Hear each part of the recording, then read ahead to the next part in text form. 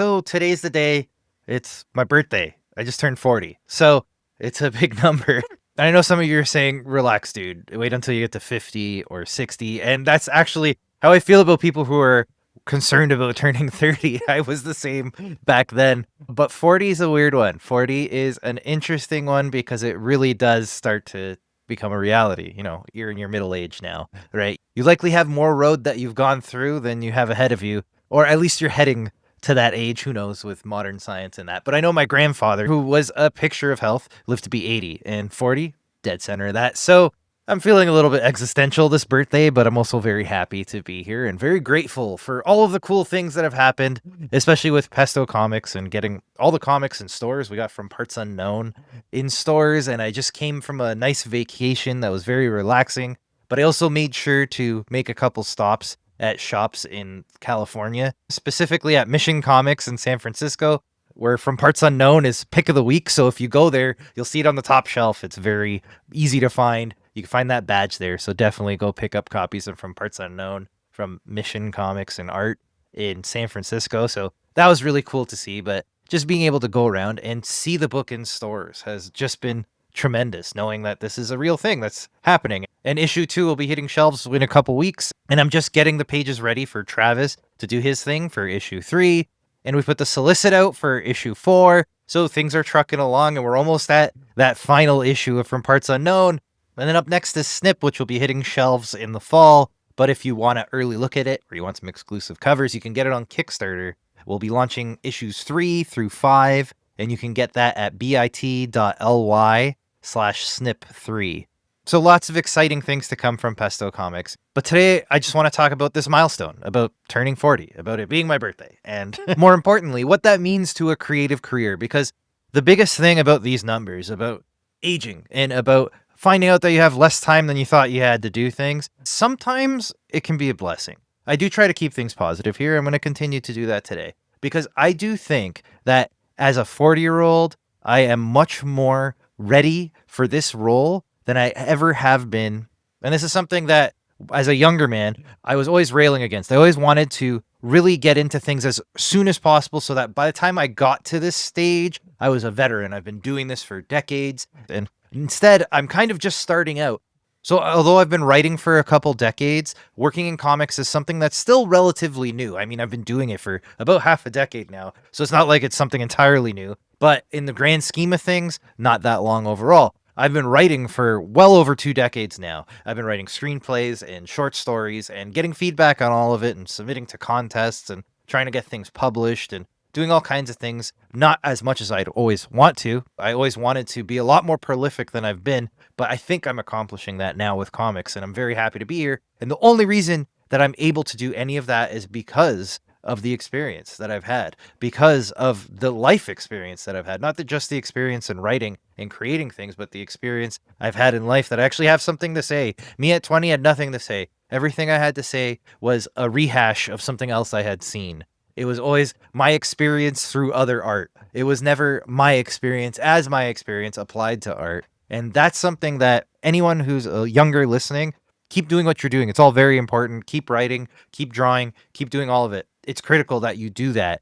But if you're older and you're just starting out, you have a lot of value. All of your life has been leading to this moment. And yes, maybe you have to work on the technical aspects and the craft of things if you haven't been doing that until now, and that's fine. I'm learning that every day as I continue to try to learn to draw and still struggle in doing so. And there's a whole conversation we can have about that and why that's not going as smooth as I feel the writing is. But it's something that I've always tried to remind myself that this is a long process and the technical stuff comes, but what you can't just pick up by reading books is life experience, is going through grief, going through happy times, going through disappointment and celebration and jubilation and just feeling every level of emotion throughout your life. You can only do that by doing it. And yes, you can watch movies that talk about it, or you can read books that talk about it, but until you actually feel it for yourself, it's not something that you can actually get. Emotional intelligence is really what you're going to gain over time. Everybody's experience is different, and everybody's going to have different ways into that. And that's what makes your stories unique, is that you have a totally different way of telling your story because you have lived a life that is wholly your own. even if it's similar to everyone else's, the way you experience it, the way you filter it through your own brain and put it out for people to enjoy or to read or to reflect on, that is something that only you can do. So that only comes with time. That only comes with experience. That only comes with a life well lived. So I'm 40 and it's great. And when I look back at just Pesto Comics and how far we've come from that very first book that I did with Brad's with Lane Lloyd, which was a 4-page comic that I did just to see if I wrote something, can it become a comic? So I appreciate Lane's work there. That was critical in getting me started. And that gave me the confidence to move on to Unlimited Udo, which was the first Kickstarter campaign, which was the first time I put myself out there and said, I think this work is worth being paid for. I think this work is worth people seeking out and reading. And it, to this day, I'm still selling copies of Unlimited Udo and people still enjoy it. And some people still say it's their favorite book that I've put out. As time goes on, I've been doing more and more. And now I've been talking about From Parts Unknown in the direct market for a while. And I've been talking about Snip on Kickstarter and Naked Kaiju Woman, which number 3 is coming out very soon. And I just received the 29th page. So we're almost ready to launch. We're so close. But having all of these projects and having a lot more that I'm still working on. We're still trying to get Crimson Frontier finalized. Again, I'm the holdup here because I'm really trying to make sure that the entire series makes sense. Right now it's at about 4 issues, so it's a shorter series. I love Westerns myself. I love watching the classics, the spaghetti Westerns.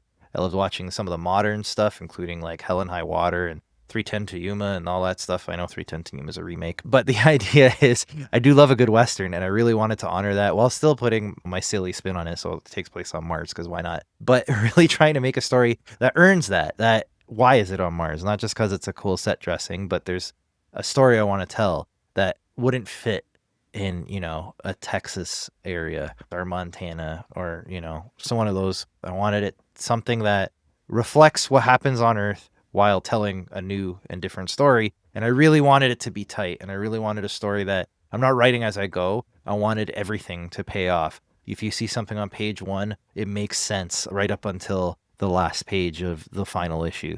So this is something I learned to do through experience, right? Through not only just making comics, but just storytelling in general and learning how different people react to different things and having empathy for people I've seen in my life and people I've met and stories I've read even of people in the world, right? And seeing how different lives can lead to different outcomes and how people see things in different ways. And this kind of gets to my main point where now that I'm a little older, again, I have a lot of way to go and I have a lot of plans for the next decade. But being where I am, I know who I am and I know the stories I want to tell. I'm no longer trying to figure it out. When I was in my 20s, I just wasn't sure. And I was always trying to find the right lane for myself. I was a film school kid who didn't quite make it in film school and went into IT. And I was still writing, but did I want to do screenwriting or did I want to do short stories? Or did I want to write novels or novellas? Because maybe comics wasn't as lucrative as I would hope. And I'll tell you, it's still not as lucrative as I'd hoped, but it's good enough to get things going.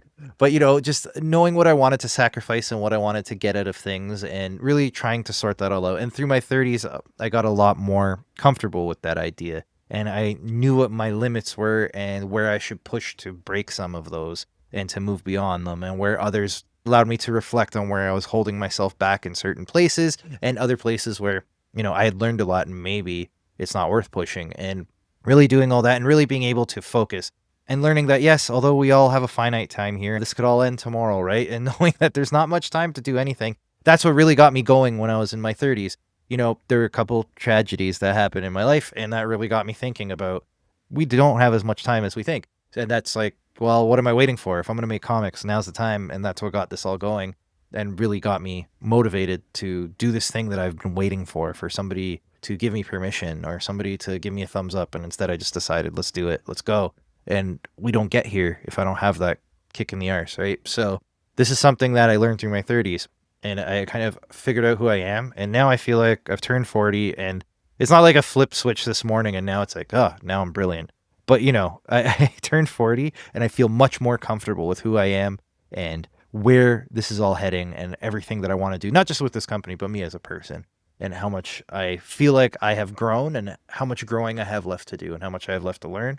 And I feel much more confident in that than I ever did before. And that's something that I've really, frankly, I've been waiting for to a degree. I always felt unsure and unclear. And I will say I'm finally at this place where I know who I am and I know what I'm aiming for.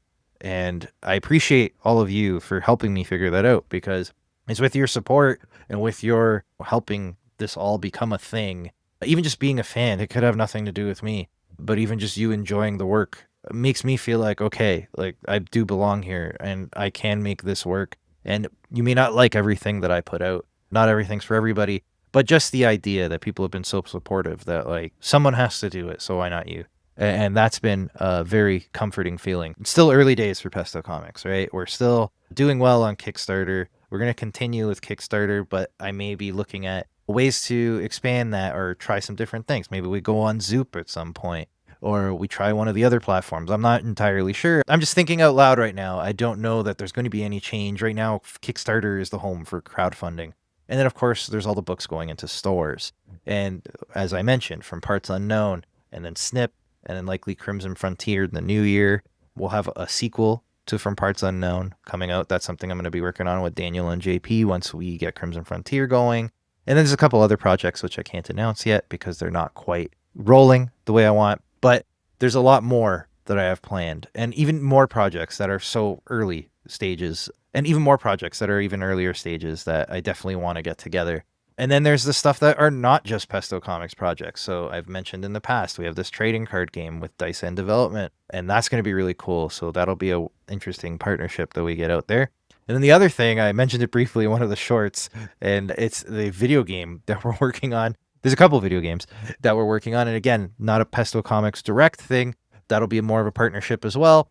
We're so early in this that we haven't even locked in the name of the company quite yet, but we have a couple of games that we're working on in Godot and really trying to get to a state where we can say, yes, this is what we're doing. We're going to really pursue this video game thing. But yeah, that'll be a lot of fun too. I don't know where I'm going to find time to do all this stuff. I still have a full-time job outside of comics. So it's a lot that I'm putting on my plate, but I'm excited for all of it. And a lot of this is, again, the confidence that I've built over time that, you know what, I know what I'm capable of. I know where I want to spend my energy and what I want to see on the other end of it. And again, that only comes with time. So I'm very happy and very grateful to be celebrating a birthday today. So I want to thank all of you for being here. I'm going to go have dinner with my loved ones and that. And I go to Lone Star every year for my birthday. It's a Tex-Mex chain in Canada or Ontario. I don't even know if it's across Canada, but it has the exact same birthday as me, which is kind of funny. So now I just go every year, and I'm doing on my 40th. So I'm going to enjoy that. I'm going to go get some fajitas. I'm going to go get some margaritas. I'm going to go do what you're supposed to do on your birthday. I'm going to go enjoy it, even though it's a Thursday night. So I won't be going that crazy because I got to chime into work tomorrow. But with that, I want to thank you all for being here. And yeah, we'll talk next week. We'll start that next decade. Thanks, everyone.